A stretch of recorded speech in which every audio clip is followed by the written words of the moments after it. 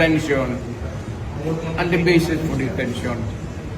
So, what is the law and what is the crime that I committed? So, to me now, the legal basis for my being here, as apparently I was brought here not of my own volition. It's somebody else's. Kung hindi ibang tao, ikaw siguro, because this is your structure. So you have to answer now for the deprivation of liberty. General naman kayo. Alam naman na hindi man lang siya na-serve kung anong kaso kung pinag-charge sa kanya ngayon. Hindi niya alam. No? Kahit na PI man lang. Alam mo, ang charge sa kanya nasa Jargo lang.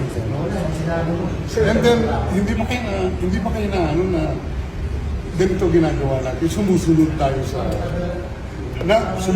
tayo sa isang entity na hindi na tayo member. Nag-withdraw na tayo. And yet, sir, you are the Prosecutor General. Yes. You know how to exercise due process. Before you can even file charges, you have to file a complaint. We have to file a counter affidavit. Without doing those procedural process, here we are, being issued a warrant of arrest, questionable warrant of arrest. Ano naman po, sir? Sure. There's naman doon, blooper, puro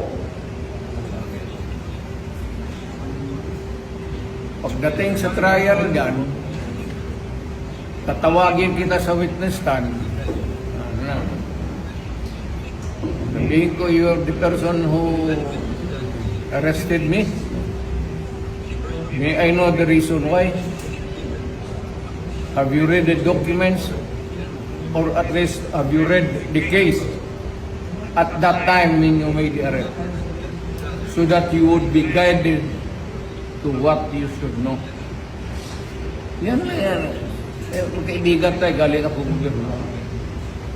Detention.